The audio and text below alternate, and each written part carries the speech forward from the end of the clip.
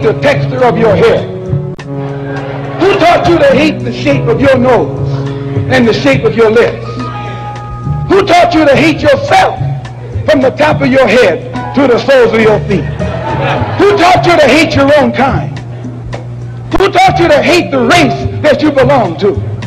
So much so that you don't want to be around each other. No, before you come asking Mr. Muhammad, does he teach hate, you should ask yourself, who taught you to hate being what God gave you? Most of us blacks, or Negroes as he called us, really thought we were free without being aware that in our subconscious, all those chains we thought had been struck off were still there. And there were many ways where what really motivated us was our desire to be loved by the white man. Malcolm meant to lance that sense of inferiority. He knew it would be painful. He knew that people could kill you because of it, but he dared to take that risk.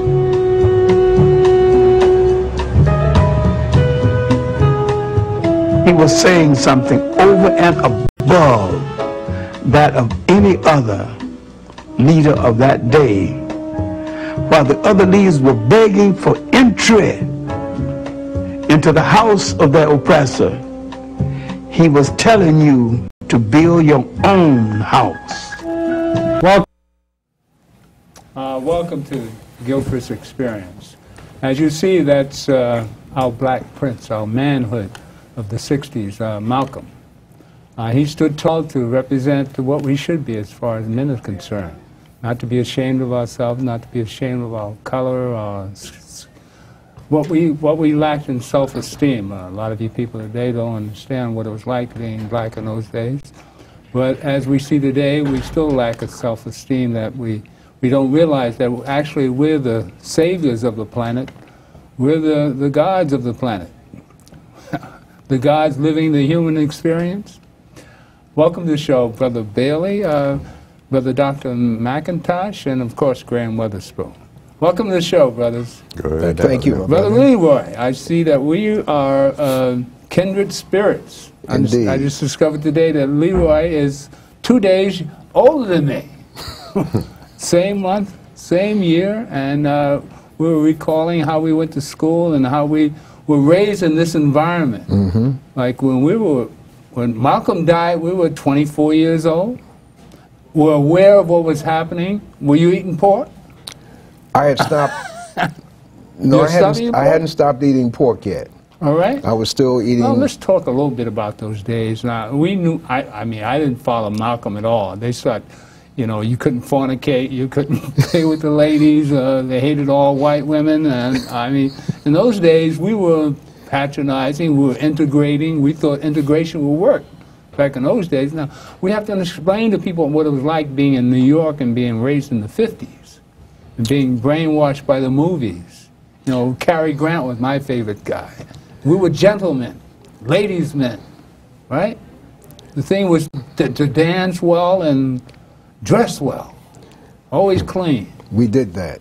We did that better than quite possibly anyone else. Right. Because we took a great pride not only in our dress, but just in terms of how we were carrying ourselves, right. That the opportunity was there for some of us to go to college, right. To work, to have families, and there was a consciousness going on all over Harlem. Mm-hmm. I won't talk about outside of Harlem, all over right. Harlem.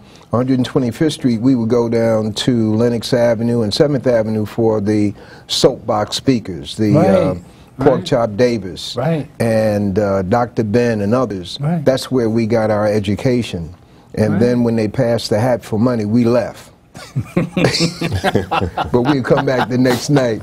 Let's go down there and see, of course, he would be reaming out some folks. Pork Chop Davis, great teacher. Yeah? Great teacher. Well, you know who I got to really meet and know? It was Reverend Kenyatta.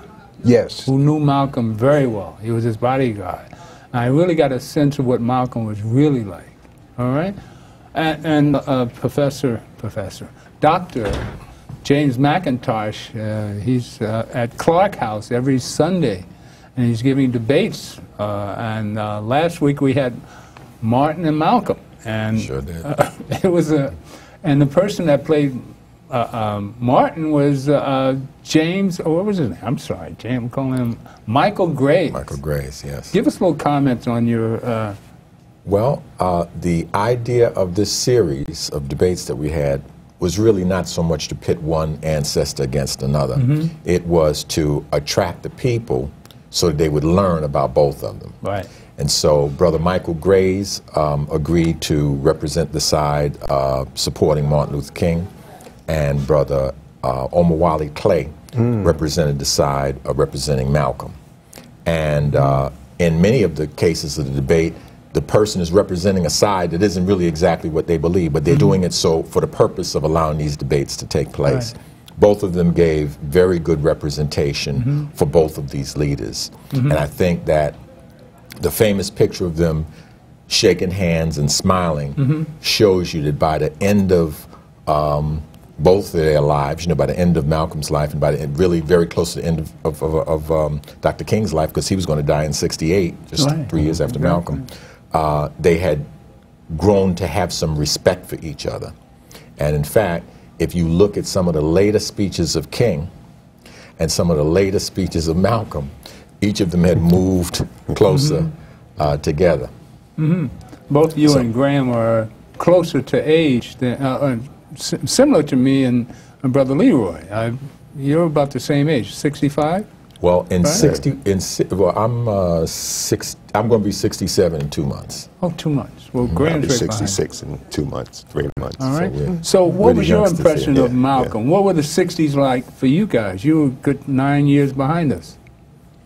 Well, you know, the... so you guys were teenagers. So that's when I was a teenager, I mean, there really just wasn't much of a debate about whether or not Martin Luther King and everything he was representing was right. You know, we basically, that was just what, everyone knew what was wrong. Right. We knew that sitting on the back of the bus, we knew that changing in D.C. in the train to go to the back of the train. Yeah. We knew that being unable to go to a restroom or go to eat. We know that when you'd have a water fountain, one that was in disrepair and one which was modern and refrigerated, we knew that was wrong. Right. So at that time, we hadn't come into contact with Malcolm, so we didn't know any other alternatives than the alternative that was being represented by the civil rights movement. So that seemed like the only alternative. I can remember distinctly that the first time we heard Malcolm on TV or wherever we heard him, it just seemed strange. Yeah. He would strike a responsive chord in terms of the critique of America and the critique of the helplessness and the lack of a solution that was coming from civil rights. But at the same time, he was striking down everything that we had believed in before. Right. And so over time... You're a New Yorker too? Well, no, I was born in South Carolina, and I spent all my summers in South Carolina. Okay. So I saw firsthand the things we're talking about. Yeah. Here in New York, even as a high school student, we had organized a civil rights group at my school, and we participated in at least one demonstration around the Ocean Hill-Brownsville thing. So you know, civil rights was what we were being taught at that time, and we knew, but there was something charismatic about Malcolm. There was something with a new kind of analysis about Malcolm. So we liked him, and even for a couple of years after this, you would like him. You would love to see him. You loved the way that he attacked those that were attacking him. And you liked the way he defended the Honorable Elijah Muhammad, but you still weren't willing to go with that. But over time, Malcolm's position as a nationalist was what eventually won over to many in my generation. You didn't believe that all white people were devils back in those days? At that time, no, I absolutely did not at that time. Because we were too busy trying to get along and thought integration would work, you know, and there weren't all the white people weren't devils, because you had a lot of people that were helping you, all right? It was only later on that I think the sons and grandsons of these people became the real devils. or as we see today? Well, let's update ourselves. We've got 2015. Now we're all elder statesmen, and we've got a black president. Back in those days, did you ever think we'd see a black man in the White House? In the Oval Office? Yeah. There were black men in the White House. Good clarification. Actually, a president, a black president. Did you ever dream of such a thing? No, for me, no. Because you were 14 the same time M.T.E.P was murdered. Well, right? that was a real wake up call for me. I was, in terms of M.T.E.P, that was to me what probably Eric Gardner is to a lot of young black people. Right. To see Emmett Till's pictures, the pictures in the Jet magazine, I just kept looking at it over and over again. And didn't think that was possible, right? Well, because it was there, I knew it was possible, and I just couldn't. I was asking my mom, I said, why would somebody do this? When you were, what was your high school? Cardinal Hayes. Cardinal Hayes. Yeah, Cardinal Hayes. That was all boys school back then. All boys school. All boys school. Well, it was 50-50, wasn't it? No. Cardinal Hayes, all male. But Manhattan College, all male. White and black. At that time, South Bronx was Italian and Irish. Right. So they would walk right across the street from, there's a bridge across the railroad tracks and Metro North, I guess, and they walk right across, you know, that's where they live. And you had Puerto Ricans and blacks who were there, and we're talking 50s. We're talking about, I got out of there in 1959. Right. But, you know, we got along. We were on the track teams, basketball teams, etc. But... well, you always had the gangs up there, right? I'm sorry? You always had the gangs up there. Well, the gangs existed in the area of Longwood Avenue, Kelly Street. I had a friend who would take me there. He said, don't worry about the gangs, because we go to parties where he lived. Yeah. But... you know, we weren't involved, never got caught up in that. That wasn't a culture within the school. But in terms of your question about a black president, I think that reflecting, we were more focused on the immediate needs, what was happening immediately. And to even envision a black president was so far away. And I would say that it was even far away when President Obama was elected. And that was a great orchestration, a very, very interesting study for us to look at now. Well, you know, how often? You had mentioned, you know, going back to the 50s, I grew up in East New York. Right. And East New York was a predominantly white neighborhood when I grew up. So I used to go to Passover Seder's with some of my Jewish friends, and they'd come over at Christmas time, and we hung on a regular basis. I remember one friend, Stephen, we were in, I think, 6th grade, he said, there's one thing I wish. I said, what's that? He said, I wish I was colored. And I looked at him, I said, what?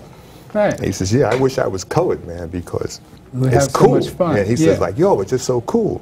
Right. But in East New York at that time, like, I had neighbors who would come out of the concentration camps of Germany. And when they had their shirts rolled up, you saw the numbers on their forearm. There were, I remember, on Blake in New Jersey, St. John's Roman Catholic Church, Italians couldn't go in that church because they were not white. Right. Right. Those days. Italians were not white then, they're not white now. Right. But they were not allowed to worship in the Roman Catholic Church, which was a white church in East New York. Wow. Ironically enough, when I was in high school, we moved to the eastern end of East New York, near the Queens border. And see, I didn't have to go south to experience craziness and racism.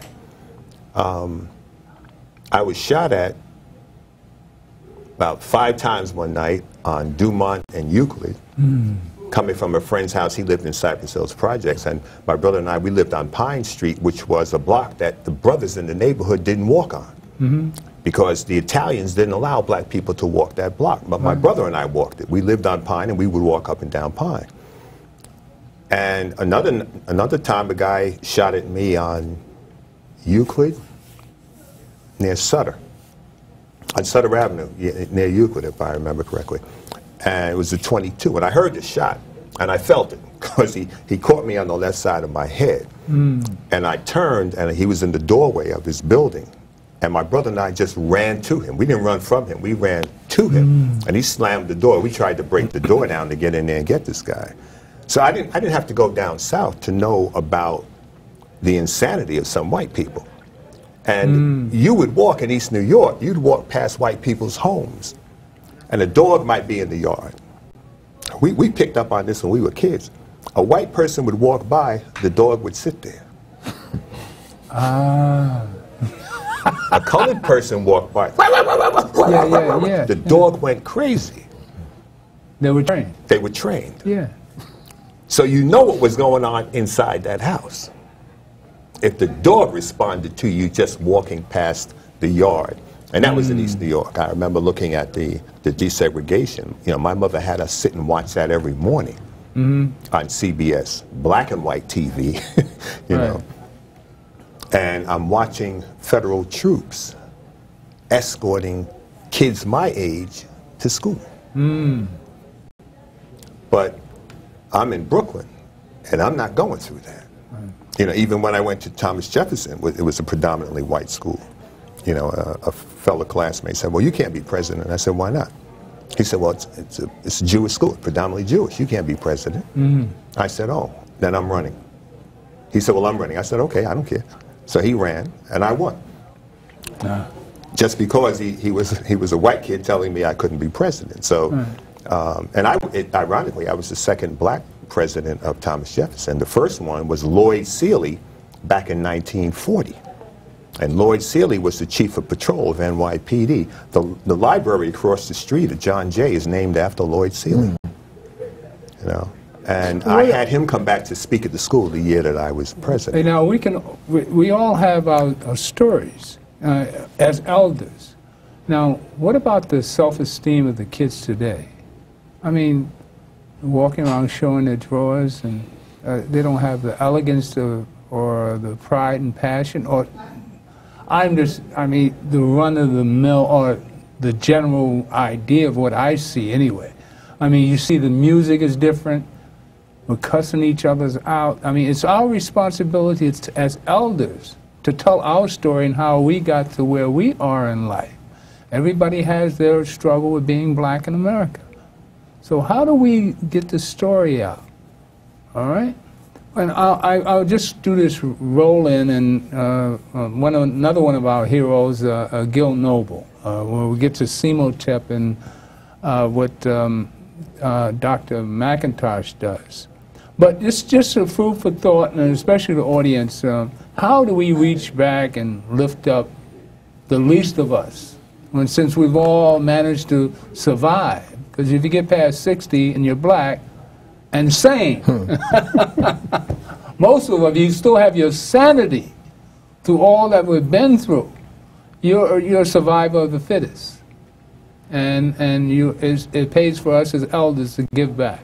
So let's take a look at Gil and what his opinion of Malcolm was during those days in the 60s.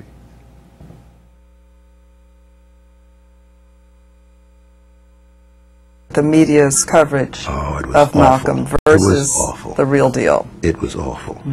And so I learned about Malcolm, and I realized that I had been had. I realized that I had bought what the media had told you. Yes, I bought it, hook, line, and sinker. But when I heard Malcolm's entire presentation, everything fell in line, and it was logical.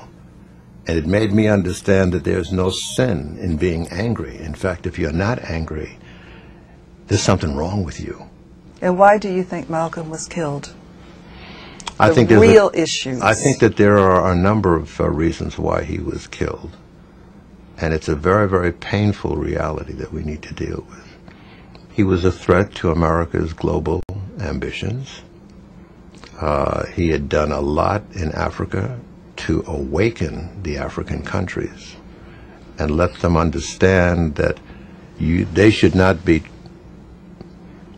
a victim of the courtship that American businesses were engaged in, the Peace Corps and all these things, because they don't love you. They want your minerals. If they did, look what they're doing to us, and we're your brothers and sisters. Look what they're doing to us in, you know, Mississippi and whatnot. And so many of them began to quote Malcolm on the floor of the United Nations, ironically.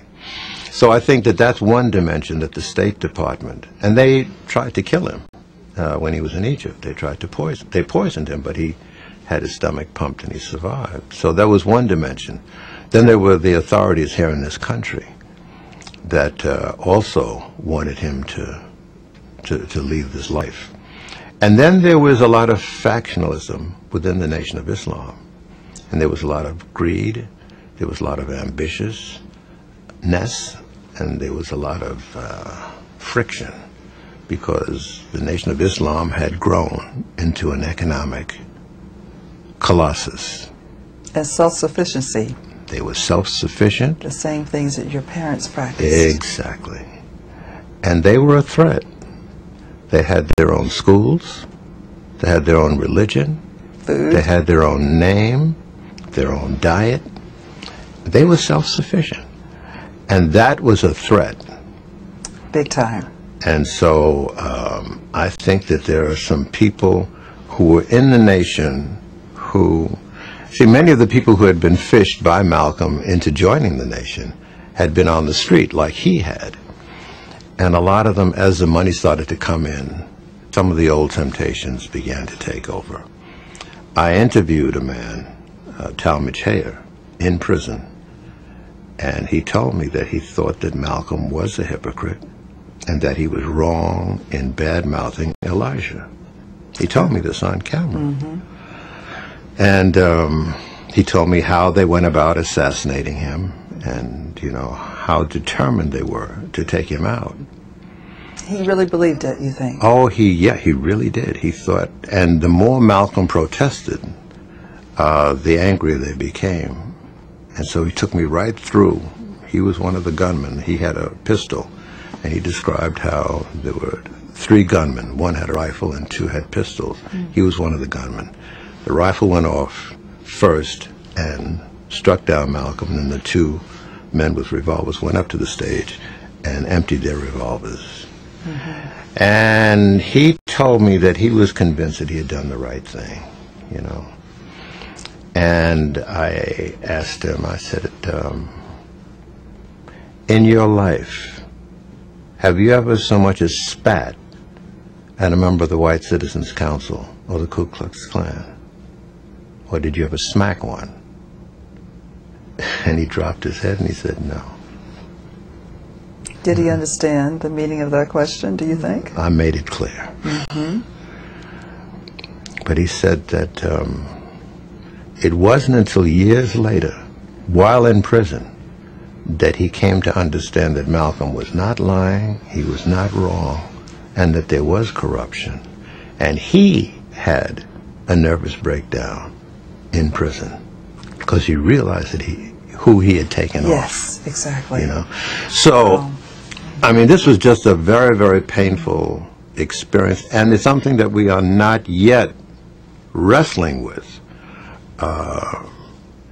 I don't want to get overly philosophical, but I just wanted to respond to your question that Malcolm had a tremendous impact on me after he was dead.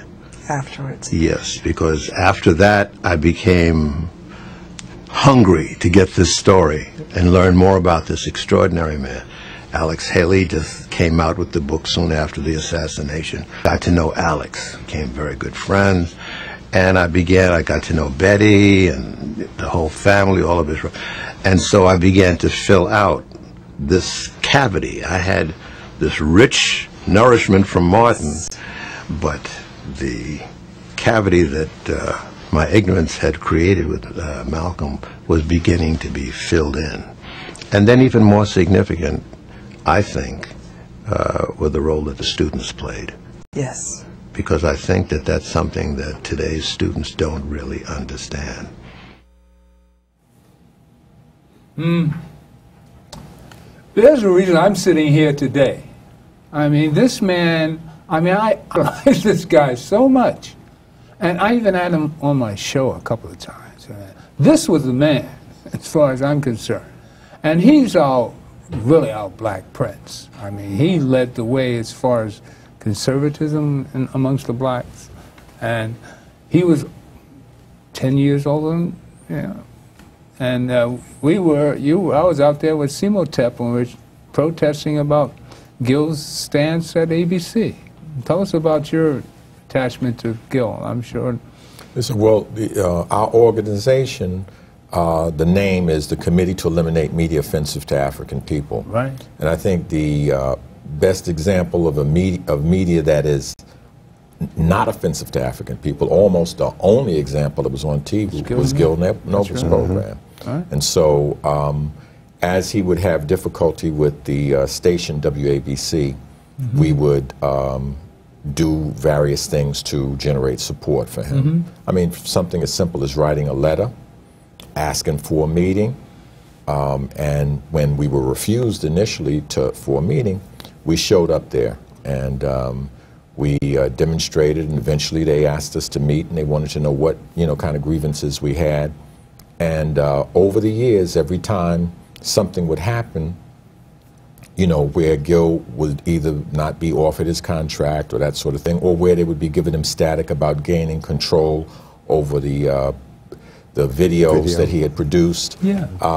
We would come out, we'd alert the community. It wasn't, if we had just come out, nothing would have happened. Right. But there were lots of organizations and lots of individuals in the community that once you made the call, they would show up. And so that was our relationship to Gil on that political level. We came to know him, personally. He is a member of, he was a member of the organization, the other organization I chair now, which is the Board for the Education of People of African Ancestry. Gil was one of the board members, that sort of thing. So that was basically our relationship. How did he affect you as your elder? Well, Brother Gil set an example of how to walk in between the raindrops. I mean, because he was really, he was in the devil's house. I mean, what's more of the devil's house than a major network, than the Disney, Capital Cities, ABC network? I mean, if you really just had a sense of how wicked and far extending that is, and yet to live in that atmosphere and produce this wealth of material that he did, constantly serve the community, to go out, speak in various venues on behalf of various organizations. I mean, he's just he is the archetype of that type of hero. Nobody else was doing it except there were many who tried and did, but I think he did it the best. And he used to have in fact, there was a co-host he had, Melba Tolliver, used to be on the air. We talked about her last week with him. But where else would you see Dr. Clark or Dr. Ben, Dr. Jeffries? It was only out of the riots of the late 60s that 68. 68, when after they killed Martin. They asked Gil, I believe, to go and do some interviews because they didn't have any white reporters that would go or could go.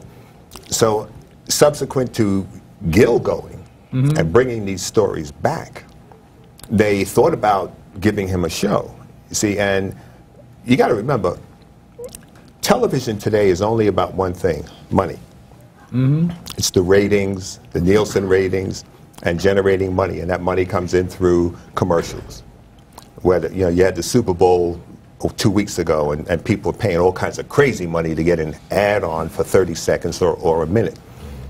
So as time progressed, ABC did not see the need for keeping Gil on the air. Their attitude was, well, the riots are past and all that, so we don't need this colored program. We don't need nothing about black people. But Gil was a warrior and a diplomat. He was a quiet warrior with what he did. He wasn't out there ranting and raving, but he brought the challenge. he set it up so that C.E.M.O.T.E.P and other groups could step to ABC on his behalf, and not only on Gil's behalf, but on behalf of all black people.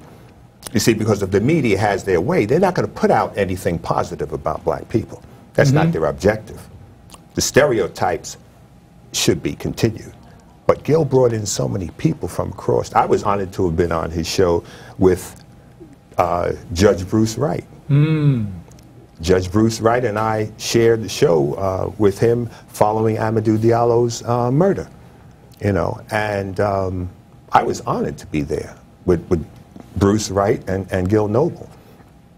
So what he did as also McCrae, that was on Bill McCrary, the McCrary Report. That was another show that came, and I think Fox had that one.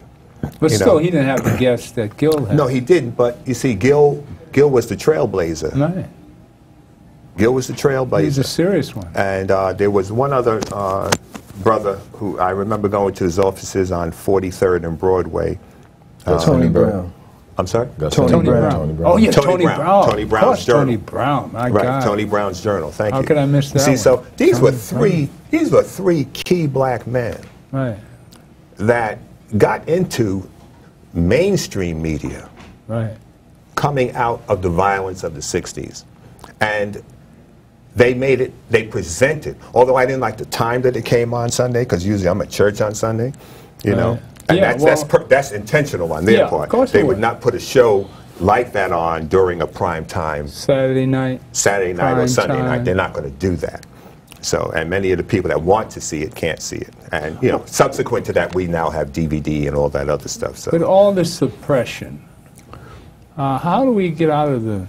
I mean, even today, I mean, you don't have any black programming, and Gil was the last of it. The only time you find that we can talk like this is on public access. Because I don't have a sponsor. This is the place O'Brien is the only one doing anything relative to black people, and she's doing it different spots here and there, because she's not with a network yet. Soledad O'Brien. She did a thing, Black in America. You know, she does these specials, you know, but there's nothing on a regular basis.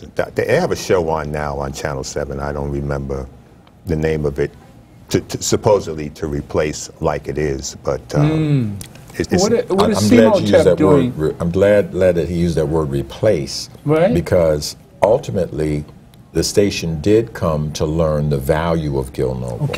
And what they wanted to keep and tried to keep was the credibility that he had with the community. And they felt that, wow, this credibility would be great if we could just make them talk about the stuff we want to talk about. That's what this new show represents. This new show is basically Gil Noble in whiteface, you know what I mean? It's essentially, Gil Noble was so effective because of his consciousness, because of what he had between his ears. And he tells you where he got it. You know, he tells you where he got it. And his big break came, he said, when Muhammad Ali refused to let the other reporters speak to him, came out and picked him as a black reporter to come in and get the interview. And so these people have learned, that's why right now I'm going to be late. I got to get to the post office to pick up my beast mode equipment. Once I saw that young man, Lynch, the football player, when I saw him not talk to anybody else, and when a brother on, you know, at the interview told him of the work he was doing in the inner city, and he told him, okay, well then, meet in the inner city, come and I'll meet you. And he broke his pattern of what he was saying, and he was saying just one sentence or one sentence. He broke them. When I saw that, you know, I said, that's the same thing Ali did. And so I said, let me go get this guy's cap and and stuff, because hopefully he will, you know, evolve as Muhammad Ali did. Well, knowing that this media is available to you, you're just going through classes now, and give us your reference to the movement as far as it is today. You're from out of Mosque number 7. Yeah, let me go back. First of all, Gil and C.E.M.O.T.E.P were, quote, a perfect marriage in terms of an organization that could mobilize people to keep them on, and from the grassroots. And that was not only extremely valuable for Gil, but for us as a people. I maintain that Like It Is had a huge Caucasian audience because the information on that show could not be gotten anywhere else, although it was available. There's another, two other aspects to Gil, three. One, he stayed on his post as long as he could. He didn't leave his post. We call that a post. He was on point. He stayed there because he knew that if he were to leave, retire and that sort of thing, what would replace him? First of all, it would have been nothing, and only because of the protests of the community do you have a program there now called Here and Now. Another aspect to That's Gil, still on today? Yeah, that's the show.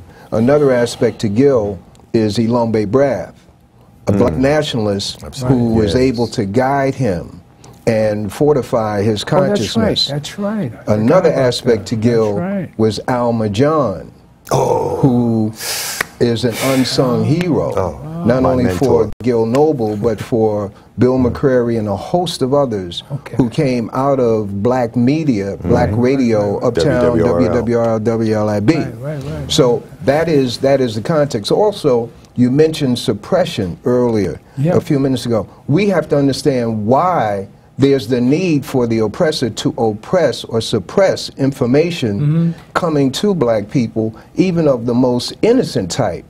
And the reason for that, the Honorable Elijah Muhammad teaches us, is that we are the actual children of Israel. We're the biblical figure that's in the Bible. Now, I come from a Catholic background, Catholic college and all of that.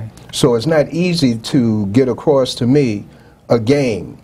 But in terms of the teachings of the Honorable Elijah Muhammad, it has marinated with me. I've seen coming into the Nation of Islam in 1966 and the prophetic statements of the Honorable Elijah Muhammad. I see those things coming true today.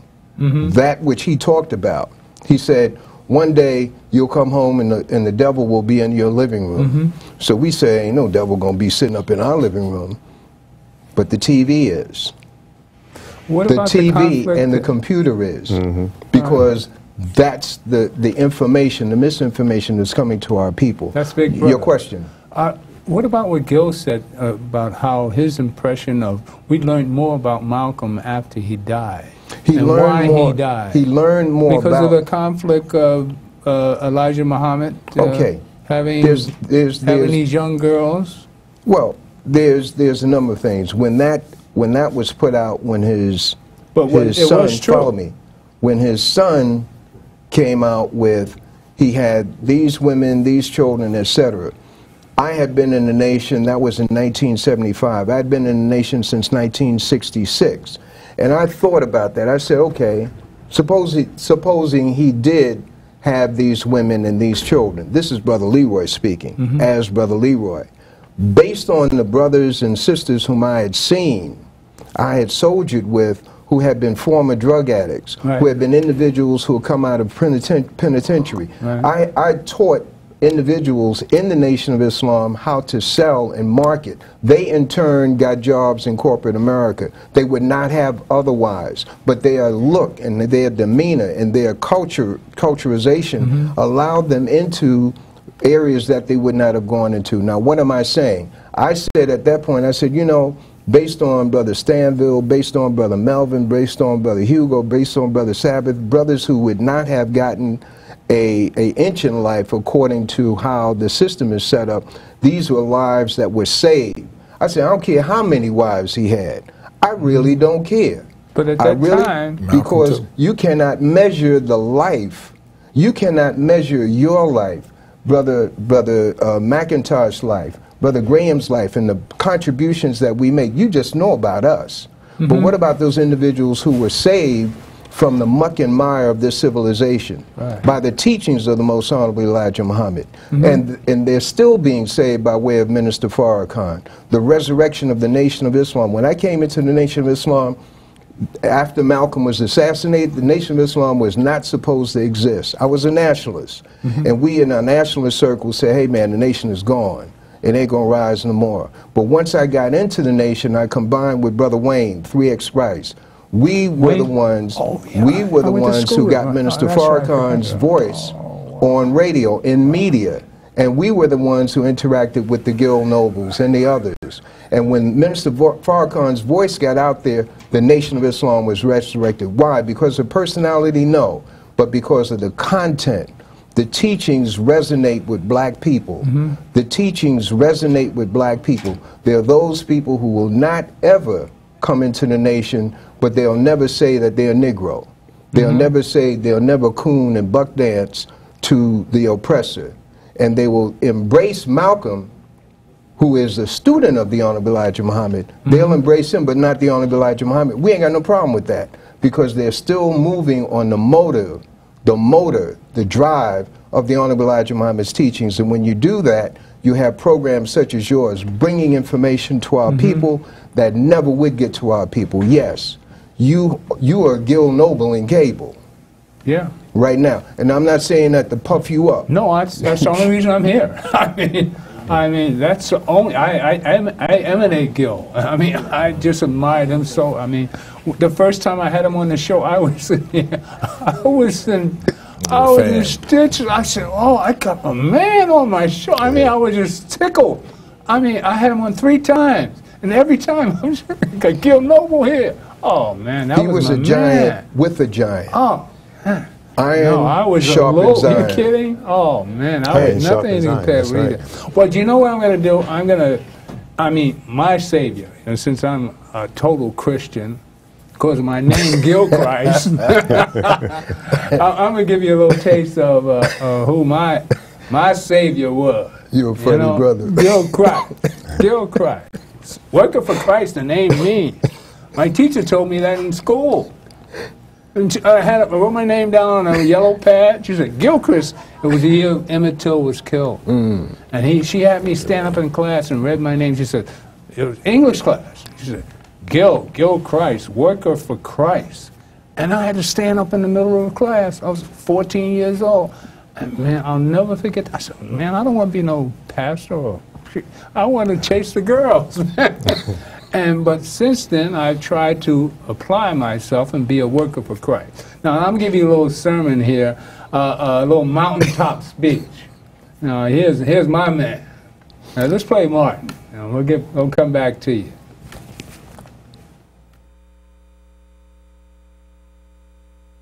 All we say to America is be true to what you said on paper.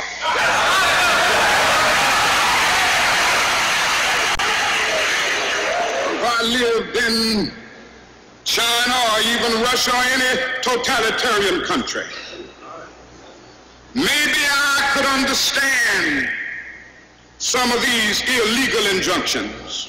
Maybe I could understand the denial of certain basic First Amendment privileges because they haven't committed themselves to that over that. But somewhere I read of the freedom of assembly. Somewhere I read of the freedom of speech. Somewhere I read of the freedom of press. Somewhere I read that the greatness of America is the right to protest far right.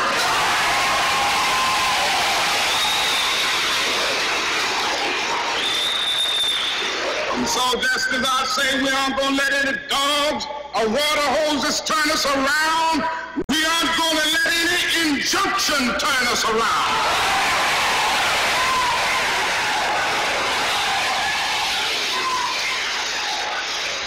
Well, I don't know what will happen now. We've got some difficult days ahead. But it really doesn't matter with me now, because I've been to the mountaintop. I don't mind. Like anybody, I would like to live a long life. Longevity has its place. But I'm not concerned about that now. I just want to do God's will. And He's allowed me to go up to the mountain. And I've looked over and I've seen the promised land. I may not get there with you, but I want you to know tonight that we as a people will get to the promised land.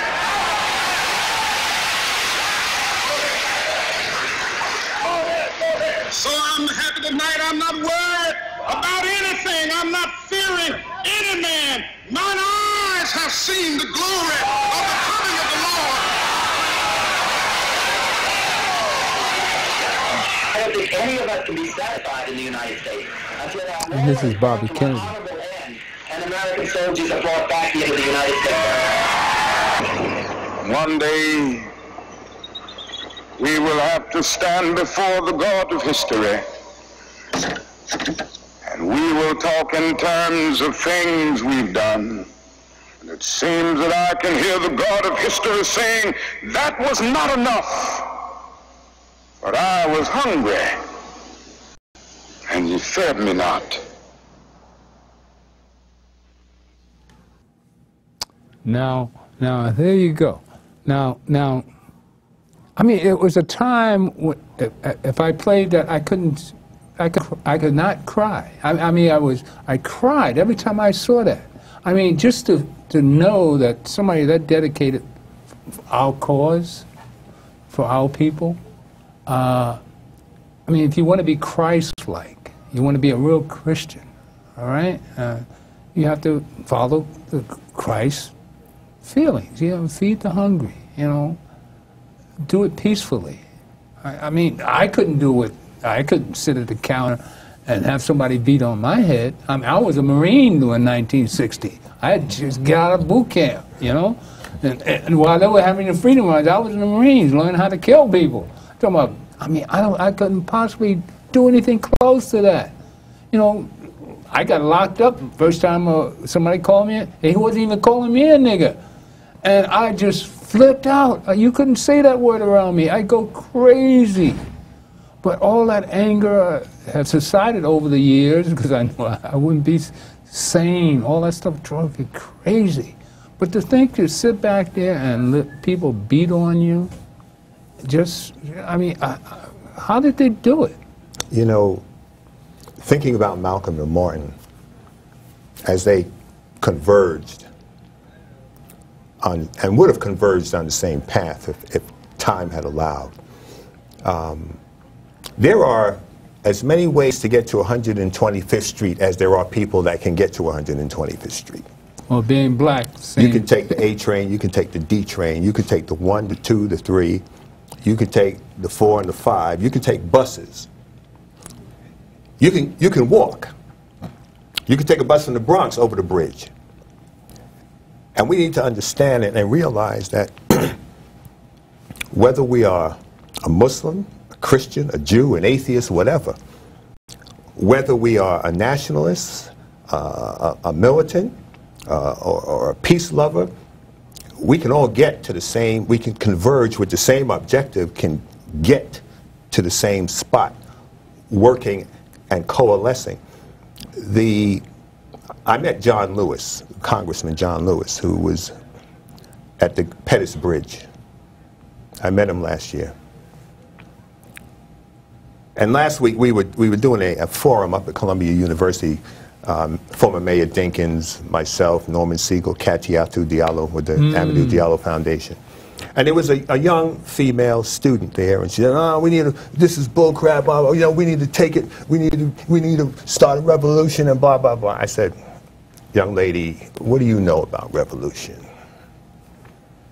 See, because obviously if the need was, she could just change her clothes and go get a nice quiet job somewhere. Her uncle, her father, whomever. But Mayor Dinkins responded to her later and said, in 1942, I was in the U.S. Marine Corps.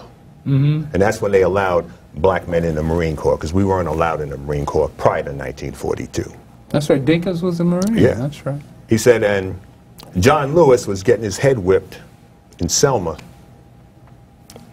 15 years later.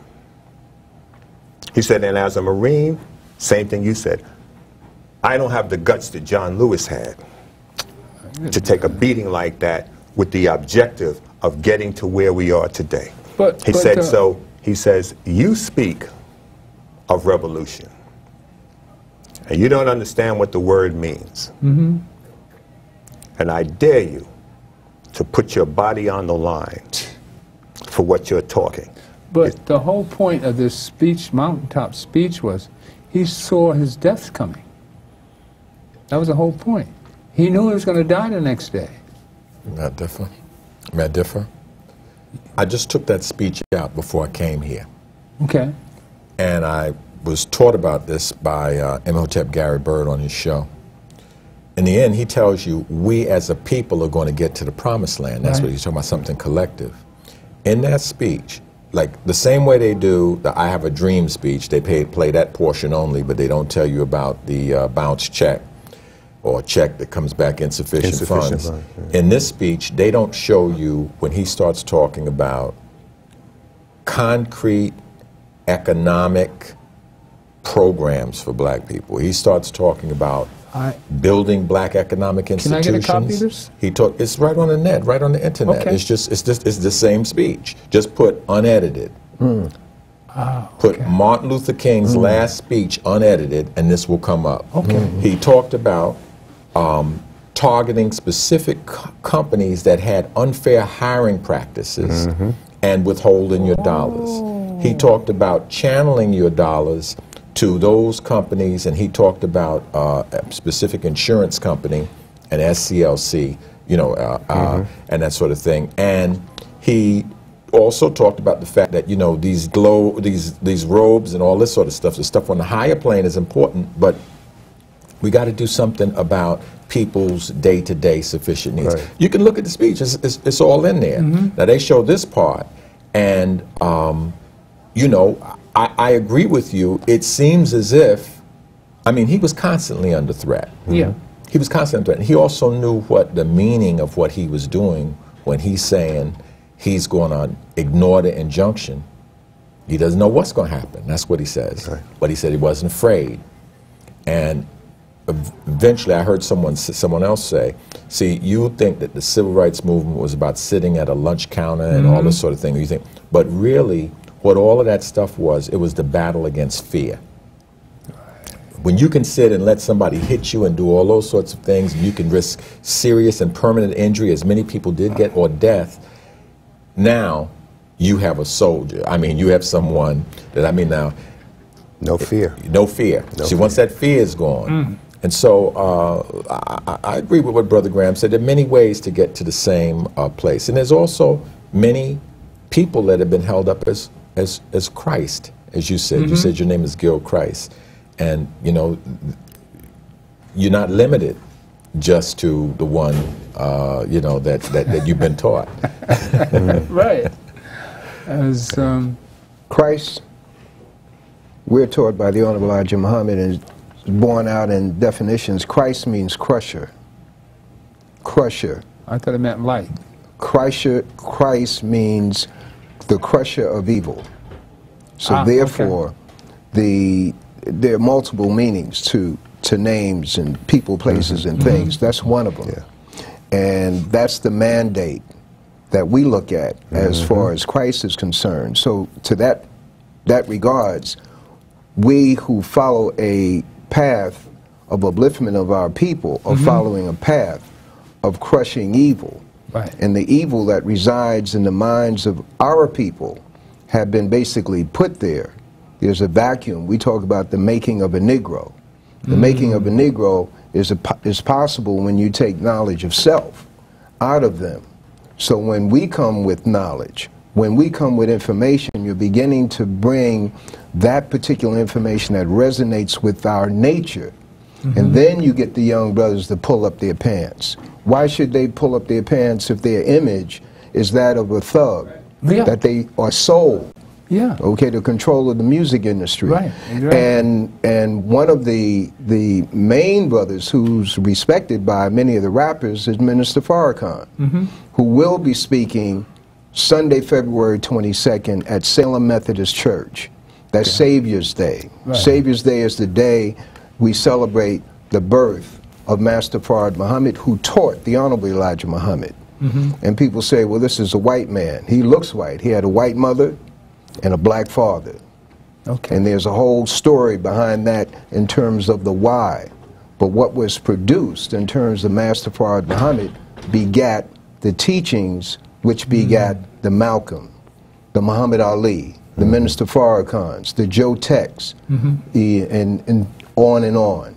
Okay, so the teachings of the Honorable Elijah Muhammad is that which will enable us to use those teachings. You bring a person, a young person, to the teachings of the Honorable Elijah Muhammad by way of the Honorable Minister Louis Farrakhan on Sunday, February 22nd at Salem Methodist Church in Harlem, you're going to have a different individual.